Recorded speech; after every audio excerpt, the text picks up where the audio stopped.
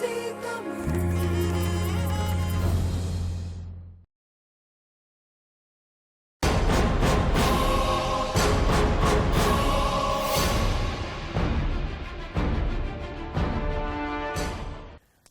நேயர்களே, பைபிளும் கிறிஸ்துவும் என்கின்றதான இந்த நிகழ்ச்சியிலே உங்களை வரவேற்பதிலே நான் மிகுந்த மகிழ்ச்சி அடைகிறேன். இந்த நாளிலே நாங்கள் பார்க்க போகிற இந்த தலையங்கமானது மிகவும் ஒரு குழப்பத்துக்குள்ளதான ஒரு தலையங்கம். அநேக கிறிஸ்தவ உலகத்திலே, கிறிஸ்தவர்கள் மத்தியிலே இந்த தலையங்கம் ஒரு குழப்பத்தை உண்டு பண்ணுகிற ஒரு தலையங்கமாக இருக்கிறது. எது என்று பார்த்தீர்கள் என்று சொன்னால் ஞானஸ்நானம். ஞானஸ்நானத்தை குறித்து அநேகருக்கு அநேக கேள்விகள், அநேக குழப்பங்கள் இருக்கிறது. இதை குறித்து தான் நாங்கள் ஆராயப் போகிறோம். இதை எங்களுக்கு தெளிவாக விளக்கத்தை கொடுக்கிறதுக்கு எங்கள் மத்தியிலே வேத ஆராய்ச்சியாளரும் போதகருமான MS வசந்தகுமார் அவர்கள் வந்திருக்கிறார். அவர்களை வரவேற்றுக் கொண்டு நாங்கள் இந்த நிகழ்ச்சிக்குள்ளே போவோம். வணக்கம் பாஸ்டர். வணக்கம் பாஸ்டர். கூடுதலாக ஞானஸ்நானத்தை குறித்து அநேகருக்கு நிறைய பிரச்சனைகள், நிறைய கேள்விகள் இருக்கிறது. முதலாவது நான் கேட்க ஆசைப்படுகிறேன், கிறிஸ்தவர்கள் என்கின்ற பொழுது இவர்களுக்கு ஞானஸ்நானம் அவசியமா? கண்டிப்பாக ஒரு கிறிஸ்தவன் ஞானஸ்நானம் எடுக்க வேண்டுமா? நாம் வேதத்தை பார்க்கும்போது வேதாகமத்தில் ஞானஸ்நானம் கிறிஸ்தவத்தோடு இணைந்துள்ள ஒரு காரியமாக இருப்பதை நாம் பார்க்கிறோம். இப்பொழுது இயேசு கிறிஸ்து தம்முடைய சீடர்களுக்கு கடைசியாக ஒரு கட்டளையை கொடுக்கும்போது மத்தேயு 28ஆம் அதிகாரத்தில் கடைசி வசனங்களில், நீங்கள் புறப்பட்டு போய் சகல ஜாதிகளையும் சீஷராக்கி பிதா குமாரன் பரிசுத்தாவி நாமத்தினால் அவர்களுக்கு ஞானஸ்நானம் கொடுத்து நான் உங்களுக்கு போதித்த யாவையும் அவர்கள் கைக்கொள்ளும்படி அவர்களுக்கு கற்பியுங்கள் என்று சொல்கின்றார். எனவே இயேசுவினுடைய அந்த கட்டளையில் புறப்பட்டு போய் மக்களை சீஷராக்குவது, இயேசு உபதேசித்த காரியங்களை மக்களுக்கு போதிப்பது, இவற்றோடு சேர்த்து ஞானஸ்நானம் கொடுப்பதும் உள்ளடக்கப்பட்டிருப்பதை நாம் பார்க்கின்றோம். எனவே அது இயேசு கிறிஸ்தவர்களுக்கு கொடுத்த, இல்லையென்றால் தம்மை பின்பற்றியவர்களுக்கு கொடுத்த ஒரு கட்டளை. இதனால் தான் அப்போஸ்தலருடைய நடபடிகள் புத்தகத்தை நீங்கள் பார்க்கும்போது அந்த புத்தகத்தில் இயேசுவை விசுவாசித்து ஏற்றுக்கொண்டவர்கள் எல்லாருமே உடனடியாக ஞானஸ்நானம் பெற்றதை நாம் பார்க்கின்றோம். எனவே ஞானஸ்நானம் மிகவும் முக்கியமானதாக, கட்டாயம் ஒரு கிறிஸ்தவன் பெற்றுக்கொள்ள வேண்டிய ஒரு காரியமாக இருக்கிறது. இப்ப இது ஒரு கட்டளை மாதிரி இருக்கிறதுன்னு சொல்றீங்க. இப்ப கண்டிப்பாக ஒரு கிறிஸ்தவன் கட்டாயம் இதை எடுக்க வேண்டும் என்று சொன்னால், அப்ப அது ரட்சிக்கப்படுகிறதற்கு, இப்போ நாங்கள் ரட்சிக்கப்பட்டு விட்டோம் என்கின்றதுக்கு அதுக்கான ஒரு அடையாளமா? இல்லாவிட்டால் நாங்கள் ஞானஸ்நானம் எடுத்தால் தான் ரட்சிக்கப்படுவோமா? இதை குறித்து என்ன சொல்லுகிறீர்கள்? இப்போ புதிய ஏற்பாட்டை நாம் பார்க்கும்போது, குறிப்பாக அப்போஸ்தலருடைய நடபடிகள் புத்தகத்தை நாம் பார்க்கும்போது, இயேசுவை விசுவாசித்து ஏற்றுக்கொண்டவர்கள், அதாவது இயேசுவை விசுவாசித்து ஏற்றுக்கொண்டவர்கள் என்று சொல்லும்போது ரட்சிக்கப்பட்டவர்கள் ஞானஸ்நானம் பெற்றார்கள். எனவே வேதத்தை, குறிப்பாக புதிய ஏற்பாட்டை வைத்து நாம் பார்க்கும்போது இயேசுவை விசுவாசித்து ஏற்றுக்கொண்டு ரட்சிக்கப்பட்டவர்கள் தான் ஞானஸ்நானம் பெற்றவர்களாக இருக்கின்றார்கள். புதிய ஏற்பாட்டில் இருக்கின்ற நிருபங்களை நாம் வாசித்து பார்க்கும்போது, குறிப்பாக ரோமர் 6ஆம் அதிகாரத்தில் நாம் பெற்றுக்கொண்ட ரட்சிப்புக்கான ஒரு வெளிப்படையான அடையாளமாக இந்த ஞானஸ்நானம் இருக்கின்றது. ஆனால் பிற்காலத்தில் சபை என்ன செய்தது என்று சொன்னால், இதை சபைக்குள் ஒரு மனிதன் வருவதற்கான அடையாளமாக, இல்லைனால் ஒரு சடங்காச்சார செயலாக அவர்கள் இந்த ஞானஸ்நானத்தை மக்களுக்கு கொடுத்தார்கள். இப்ப இதை நீங்க சொல்லிக்கல, எனக்கு ஒரு கேள்வி ஒன்று வருது. இப்ப ரட்சிக்கப்பட்டவர்கள் தான் அதை எடுக்கிறார்கள், அதுக்கு ஒரு அடையாளமாக எடுக்கிறார்கள் என்று சொன்னால், அப்ப ஞானஸ்நானம் எடுக்காமல் நாங்கள் ஆண்டவரிடத்திலே போக முடியாதா? இல்லாட்டி பரலோகத்துக்கு போக முடியாதா? என்னென்று சொன்னால், நான் கல்லனை வைத்து நான் கேட்கிறேன், நான் நேரடியாக. ஏனென்றால் இயேசுக்கு பக்கத்தில் இருந்த கல்லனுக்கு ஆண்டவர் சொல்றார், இன்று என்னுடனே கூட பரதீசில் இருப்பா என்று சொல்லி. அப்ப இது அநேகருக்கு ஒரு கேள்வியாக இருக்கிறது. நம்ம கண்டிப்பா ஞானஸ்நானம் எடுக்காமலே நாம் பரலோகம் போகலாம் என்கின்ற ஒரு எண்ணம் நிறைய பேருக்கு இருக்கிறது. அப்ப இதை குறித்து என்ன சொல்லுகிறீங்க? இப்போ இயேசுவோடு சிலுவையில் அறையப்பட்ட கள்ளன் உண்மையாக அந்த நேரத்தில் இயேசு சொல்கின்ற விதமாக, இன்றைக்கு நீ என்னுடனே கூட பரதீசில் இருப்பாய் என்று சொன்னார். பரதீஸ் என்பது பரலோகத்திற்கு யூதர்கள் கொடுத்திருந்த இன்னும் ஒரு பெயர். எனவே இயேசு சிலுவையில் மரித்த போது தம்முடைய ஆவியை பிதாவினிடத்தில் ஒப்புக் கொடுக்கிறார். பிதாவே, என்னுடைய ஆவியை உம்மிடத்தில் ஒப்புக் கொடுக்கிறேன் என்று. எனவே இயேசு கிறிஸ்துவினுடைய ஆவி பிதாவினிடத்தில் இருந்தது. இயேசு அந்த கள்ளனுக்கு சொல்கிறார், இன்றைக்கு நீ என்னுடனே கூட பரதீசில் இருப்பாய் என்று. அதே சமயம் யூதர்கள் பரலோகத்திற்கு கொடுத்த ஒரு பெயராக பரதீசு இருப்பதன் நிமித்தமாக அந்த கள்ளன் நிச்சயமாக மரணத்திற்கு பிறகு அவனுடைய ஆத்துமா, இயேசு கிறிஸ்துவினுடைய ஆத்துமா எங்கு சென்றதோ, அதாவது இயேசுவினுடைய ஆத்துமா பிதாவினிடத்திற்கு சென்ற விதமாக அந்த கள்ளனுடைய ஆத்துமாவும் பிதாவினிடத்திற்கு தான் சென்றது. எனவே இந்த சம்பவத்தை அநேகர் ஆதாரமாக காண்பித்து, இல்லைனால் இந்த சம்பவத்தை உதாரணமாக எடுத்து பரலோகம் போவதற்கு ஞானஸ்நானம் தேவையில்லை என்று சொல்கின்றார்கள். ஆனால் அந்த கள்ளனை பொறுத்த வரைக்கும் ஞானஸ்நானம் பெறுவதற்கு எந்த விதமான ஒரு வாய்ப்பும் இருக்கவில்லை. சிலுவையில தொங்கிக் மரண கொண்டிருக்கிறார். தருவாயில் கடைசி நேரத்தில் மரிக்கின்ற நேரத்தில் தான் அவன் இயேசுவை விசுவாசித்து ஏற்றுக்கொண்டான். இப்ப இந்த விதமாக மரண தருவாயில் இன்றைய காலகட்டத்திலும் வியாதி இல்லை என்றால் ஒரு விபத்தில் மரண தருவாயில் இருக்கின்ற நேரத்தில் ஒரு மனிதன் இயேசுவை விசுவாசித்து ஏற்றுக்கொண்டால் அவன் ஞானஸ்நானம் பெறக்கூடிய வாய்ப்புகள் அவனுக்கு இல்லை. ஆனால் மற்ற மனிதர்களை பொறுத்த வரைக்கும் இயேசுவை விசுவாசித்து ஏற்றுக்கொண்டதற்கு பிறகு போதுமான அவகாசம் அவர்களுக்கு இருக்கிறது. அவர்களுடைய மரணம் வரைக்கும் காலம் இருக்கிறது. எனவே இயேசுவை நாம் விசுவாசிக்கின்றோம், ஏற்றுக்கொள்கின்றோம், அவருடைய கட்டளைகளுக்கு கீழ்ப்படுகிறோம் என்று நாம் வாயால் சொல்கிறோம். ஆனால் இந்த ஞானஸ்நானம் நாம் வாயால் சொல்வதை ஒரு செயல் மூலமாக காண்பிக்கின்றது. இப்ப நான் இயேசுவை விசுவாசிக்கிறேன் என்று சும்மா சொல்லலாம். ஆனால் உண்மையாக நான் விசுவாசிக்கின்றேனா இல்லையா என்பதை மற்றவர்களுக்கு காண்பிக்கின்ற ஒரு அடையாளமாக, ஒரு செயலாக இந்த ஞானஸ்நானம் இருக்கிறது. இப்ப நீங்க இதை சொன்னதை வச்சு நான் கேட்கிறேன், இப்ப மற்றவர்களுக்கு அடையாளமாக என்று சொல்லி நம்ம சொல்லுகிறோம்ல, இப்ப சில பேர் இதை ரகசியமாக எடுக்கிறார்கள் தானே ஞானஸ்நானம். ஏனென்று சொன்னால் இப்ப மத்திய கிழக்கு போன்றதான நாடுகளிலே ஞானஸ்நானம் எடுத்தால், அதை நாம பகிரங்கமாக எடுத்தால் உடனே சிறையில போட்டு விட்டுருவாங்க. அப்ப இந்த ஒரு பயத்தின் நிமித்தமாக ரகசியமாக பாத்ரூம்ல வச்சு அப்படியெல்லாம் எடுக்கிறதில் அது சரியாகுமா? ஒரு சரியான ஞானஸ்நானமாக இருக்க முடியுமா? அதாவது அந்த விதமாக ஞானஸ்நானம் எடுப்பவர்கள் இயேசுவினுடைய கட்டளையை தாங்கள் நிறைவேற்ற வேண்டும், ஞானஸ்நானம் எடுக்க வேண்டும் என்கின்ற அந்த மனநிலையில், அதாவது இயேசுவினுடைய வார்த்தைக்கு கீழ்ப்படிய வேண்டும் என்பதற்காக எடுக்கின்றார்கள். ஆனால் பகிரங்கமாக எடுக்க முடியாத ஒரு சூழ்நிலை. இப்ப ஆதி கிறிஸ்தவர்களை நீங்கள் பார்த்தீர்கள் என்று சொன்னால் முதல் 3 நூற்றாண்டுகளும், அதாவது 312ஆம் ஆண்டு கான்ஸ்டன்டைன் கிறிஸ்தவனாகி கிறிஸ்தவத்திற்கு சுதந்திரம் கொடுக்கின்ற காலம் வரைக்கும் ரோம சாம்ராஜ்யத்தில் கிறிஸ்தவ மார்க்கம் ஒரு குற்றவாளி மதமாகத்தான் பார்க்கப்பட்டது. கிறிஸ்தவர்கள் துன்புறுத்தப்பட்டார்கள், சித்திரவதை செய்யப்பட்டார்கள், கொல்லப்பட்டார்கள். அநேக கிறிஸ்தவர்கள் உயிரோடு இருக்கின்ற மிருகங்களுக்கு உணவாக போடப்பட்டார்கள். இந்த காலகட்டங்களில் கிறிஸ்தவர்கள் தங்களுடைய ஆராதனைகளை கூட ரகசியமாக நிலத்துக்கடியில் இருந்த குகைகளில், ரகசியமான இடங்களில் தான் வைத்தார்கள்.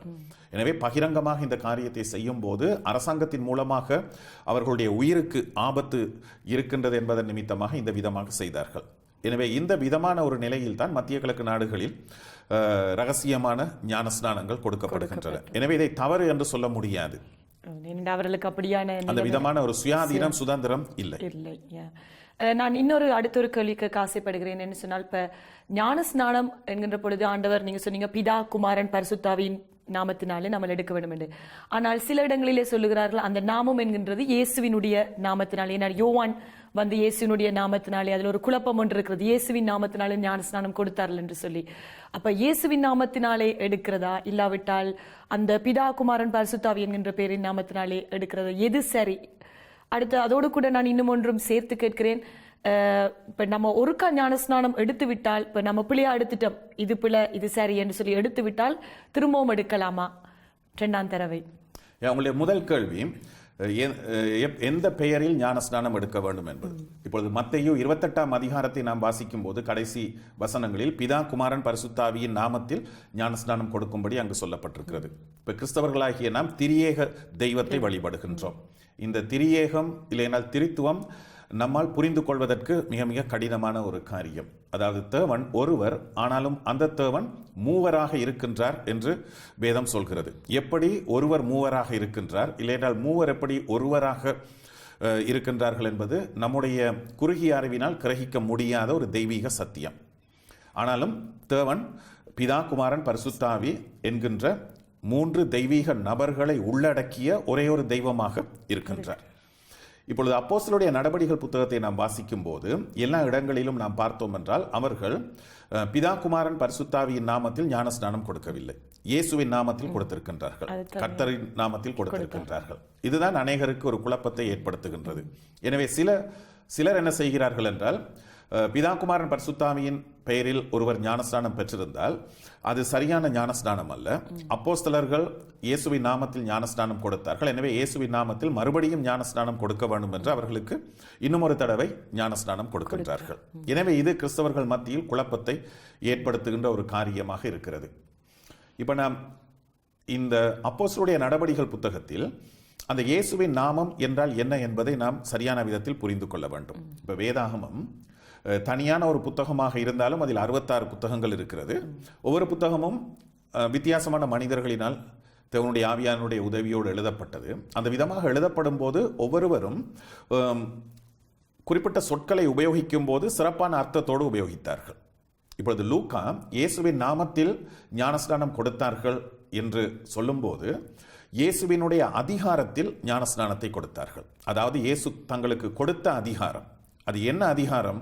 பிதா குமாரன் பரிசுத்தாவியின் நாமத்தில் ஞானஸ்நானம் கொடுங்கள் என்று இயேசு அவர்களுக்கு கொடுத்த அதிகாரத்தை அடிப்படையாக வைத்து ஞானஸ்நானம் கொடுத்தார்கள். இப்ப லூக்கா நாமம் என்று சொல்லி அதை எடுக்கிறார்கள். அந்த நாமம் என்பதை நாம் பிழையான விதத்தில் புரிந்து கொள்கின்றோம். இப்பொழுது அப்போஸ்தலருடைய நடபடிகள் புத்தகத்தை நீங்கள் வாசித்துக் கொண்டு போனீர்கள் என்றால் எல்லா காரியங்களையும் அப்போஸ்தலர்கள் இயேசுவின் நாமத்தில் தான் செய்தார்கள். ஜெபம் இயேசுவின் நாமத்தில் செய்தார்கள். பிசாசுகளை இயேசுவின் நாமத்தில் துரத்தினார்கள். வியாதியஸ்தர்களை இயேசுவின் நாமத்தில் துரத்தினார்கள். லூக்கா என்ன அர்த்தத்தோடு எழுதுகிறார் என்றால், இயேசு தங்களுக்கு கொடுத்த அதிகாரத்தை வைத்து அவர்கள் பிசாசுகளை துரத்தினார்கள், வியாதியஸ்தர்களை சுகப்படுத்தினார்கள்.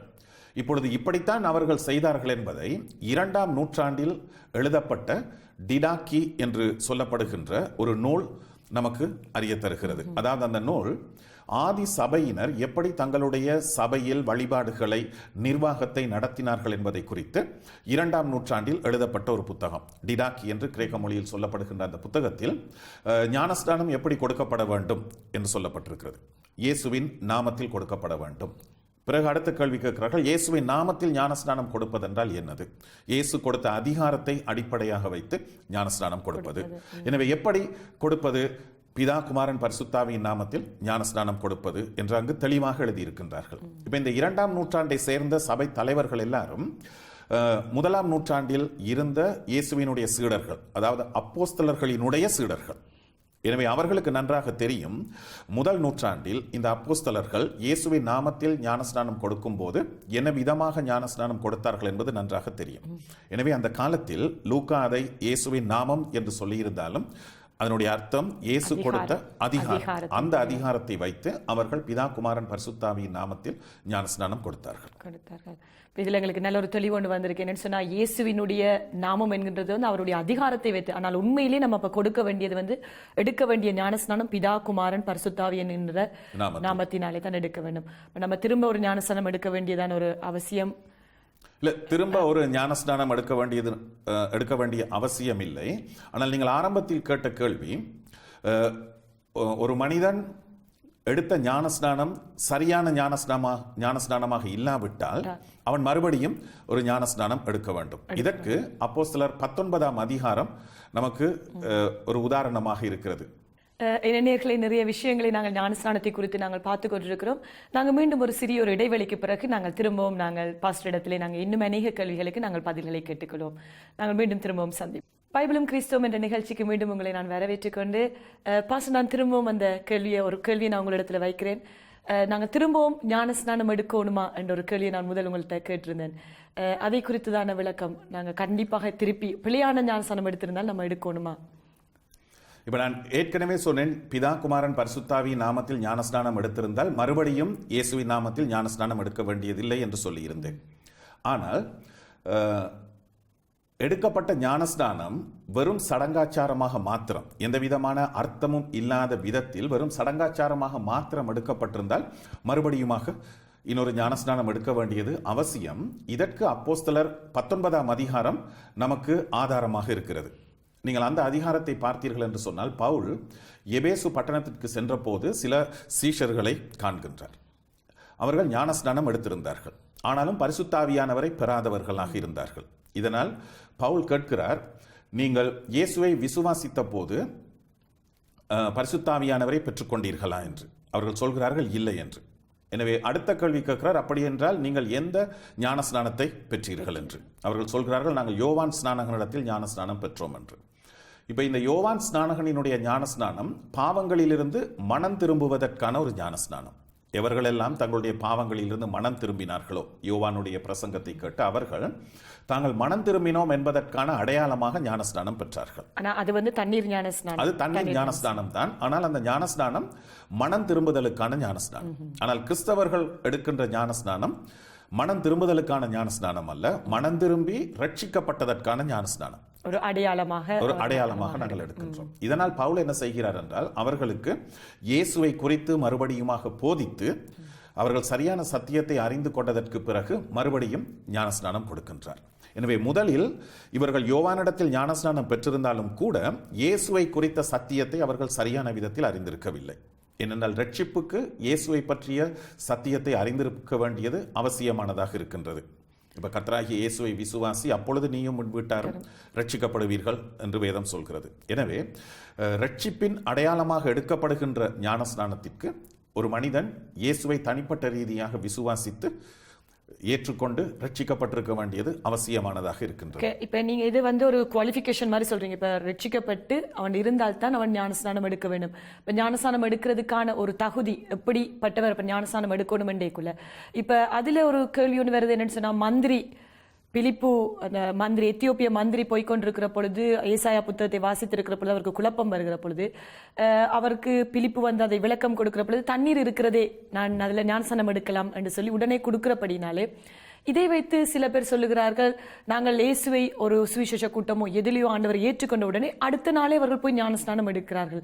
இது சரியாகப்படுமா? அவர்களுக்கு உடனே எடுக்கலாமா? அப்படி இப்ப அந்த பகுதியை நீங்கள் வாசிக்கும் போது எத்தியோப்பிய மந்திரியினுடைய வேத அறிவை குறித்து நாம் சரியான விதத்தில் புரிந்து கொள்ள வேண்டும்.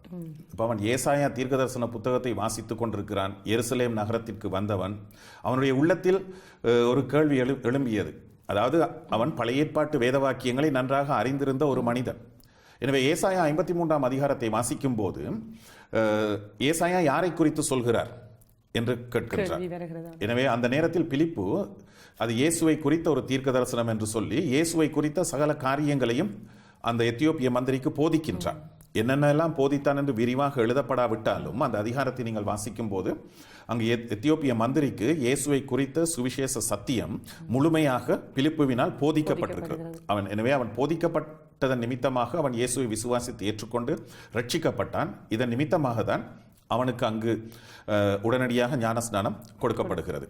எனவே இந்த எத்தியோப்பிய மந்திரிக்கு வேத அறிவு இருந்தது. ஆனால் இன்றைய காலகட்டத்தில் ஒரு சுவிசேஷ கூட்டத்தில் இயேசுவை விசுவாசித்து ஏற்றுக்கொள்கிறவர்கள் இயேசுவை ஒரு வைத்தியராக மாத்திரம், அதாவது தங்களுடைய வியாதிகளிலிருந்து தங்களுக்கு சுகத்தை கொடுத்த ஒருவராக மாத்திரம் தான் அறிந்திருப்பார்கள். எனவே ரட்சிப்பை குறித்த காரியங்கள் அவர்களுக்கு போதிக்கப்பட வேண்டும். எனவே அந்த காரியங்கள் போதிக்கப்பட்டு அவர்கள் இயேசுவை விசுவாசித்து ஏற்றுக்கொண்டதற்கு பிறகு ஞானஸ்நானம் கொடுக்கலாம். ஆனால் இதற்காக ஒரு நீண்ட போதனை, அவர்களுக்கு நீண்ட போதனை என்றால் நீண்ட கால போதனை தேவை என்று நான் சொல்ல வரவில்லை. அதாவது இயேசுவை குறித்தும் ரட்சிப்பை குறித்தும் ஞானஸ்நானத்தை குறித்தும் கிறிஸ்தவ வாழ்க்கையை குறித்தும் அடிப்படை சத்தியங்கள் என்றால் முழு வேதத்தையும் கற்று தேர்வதென்றால் அதற்கு ஆயுளே போதாது.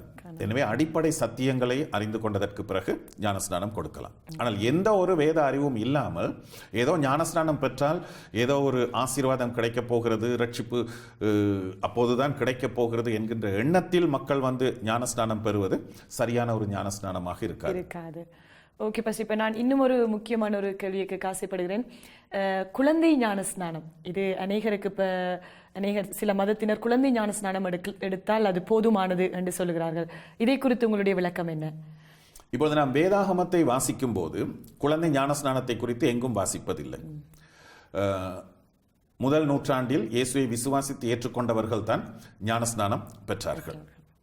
இப்ப சிலர் சொல்வார்கள், அப்போஸ்தலருடைய நடபடிகள் புத்தகத்தில் அவனும் அவன் வீட்டாரும் ஞானஸ்நானம் பெற்றார்கள் என்று சொல்லப்பட்டிருக்கின்ற இடங்களில் அந்த வீட்டில் இருந்த குழந்தைகளும் கூட ஞானஸ்நானம் பெற்றார்கள் என்று அவர்கள் வாக்குவாதம் செய்வார்கள். ஆனால் அந்த பகுதிகளை நீங்கள் வாசித்து பார்த்தீர்கள் என்றால் அந்த வீட்டில் பவுல் என்ன செய்கிறார் என்றால் இயேசுவை குறித்த சுவிசேஷத்தை போதிக்கின்றார்.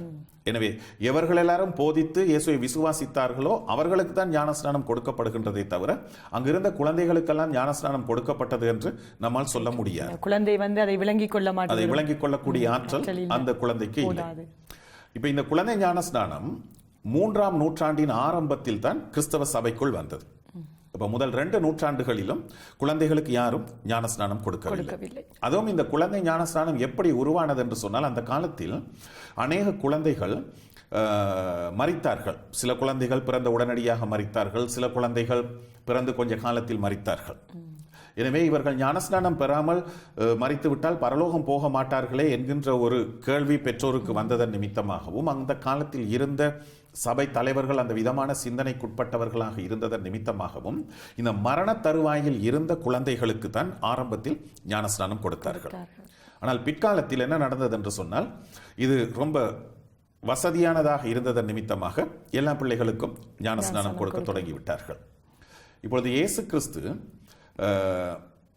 எப்படி ஞானஸ்நானம் கொடுத்தார் என்பதை குறித்து நாம் பார்க்க வேண்டும். யோவான் 4ஆம் அதிகாரத்தில் முதல் வசனத்தை நீங்கள் வாசித்தீர்கள் என்று சொன்னால், இயேசு கிறிஸ்து யோவானை பார்க்கிலும் அநேகரை சீஷராக்கி அவர்களுக்கு ஞானஸ்நானம் கொடுத்தார் என்று சொல்லப்பட்டிருக்கிறது. யோவான் 4ஆம் அதிகாரத்தில் அநேகர் அந்த சமாரிய பெண்ணின் கதையை வாசிக்கிறது நிமித்தமாக அந்த முதல் 2 வசனங்களையும் அந்த அதிகாரத்தில் வாசிக்க மாட்டார்கள். அந்த வசனங்களை வாசிக்கும் போது இயேசு எப்படி ஞானஸ்நானம் கொடுத்தார் மற்றவர்களுக்கு, அதாவது இயேசு அல்ல, இயேசுவினுடைய சீடர்கள் கொடுத்தார்கள். ஆனால் இயேசு அவர்களை தம்முடைய சீஷர்களாக்கித்தான் அவர்களுக்கு ஞானஸ்நானம் கொடுத்தார். இதனால் தான் மத்தேயு புத்தகத்திலும் மக்களுக்கு கட்டளை கொடுக்கப்படும் போது, நீங்கள் புறப்பட்டு போய் சகல ஜாதிகளையும் சீஷராக்கி ஞானஸ்நானம் கொடுங்கள் என்று சொல்லப்பட்டிருக்கிறது. இயேசுவினிடத்தில் குழந்தைகளை கொண்டு வந்தார்கள். மாற்கு 7ஆம் அதிகாரத்தில் நீங்கள் வாசிக்கலாம். அந்த மாற்கு 7 அல்ல 9 என்று நினைக்கின்றேன். அந்த அதிகாரத்தில் தம்மிடத்தில் கொண்டு வரப்பட்ட குழந்தைகளை, சிறு பிள்ளைகளை இயேசு கிறிஸ்து ஆசீர்வதித்தார். அவர்களுக்கு ஞானஸ்நானம் கொடுக்கவில்லை. எனவே குழந்தைகளுக்கு ஞானஸ்நானம் கொடுக்க வேண்டும் என்று இயேசு போதிக்கின்றவராக இருந்திருந்தால், இல்லை அதுதான் வேதாகமம் நம்மிடத்தில் எதிர்பார்க்கின்ற ஒரு காரியமாக இருந்திருந்தால், இயேசு நிச்சயமாக என்ன செய்திருப்பார்? அந்த குழந்தைகளுக்கு ஞானஸ்நானம் கொடுத்திருப்பார். எனவே இது பிற்காலத்தில் 3ஆம் நூற்றாண்டில் சபைக்குள் கொண்டு வரப்பட்ட ஒரு பாரம்பரிய சடங்காச்சாரமாக இருக்கின்றதே தவிர வேதாகமம் போதிக்கின்ற சத்தியமாக இது இல்லை. உண்மையிலே நன்றி பாஸ்டர், நல்ல தெளிவான விளக்கங்களை எங்களுக்கு கொடுத்தீங்க. என்ன நேர்களே, உங்களுக்கு உண்மையிலே மிகவும் தெளிவு உண்டாயிருக்கும் என்று நினைக்கிறேன். ஞானஸ்நானத்தை குறித்து நம்ம எப்படியான ஞானஸ்நானம் எடுக்க வேண்டும், எவ்விதமாக வேதங்களை அறிந்து நாம் எடுக்க வேண்டும், இவ்விதமான சகல கேள்விகளுக்கும் உங்களுக்கு இன்றைய தினத்திலே நல்ல விளக்கம் உங்களுக்கு கிடைத்திருக்கும் என்று நான் நம்புகிறேன். மீண்டும் இன்னும் ஒரு நிகழ்ச்சியிலே உங்களை சந்திக்கும் வரை உங்களிடமிருந்து விடை பெறுவது உங்கள் அன்பின் ரெபெக்கா. வணக்கம்.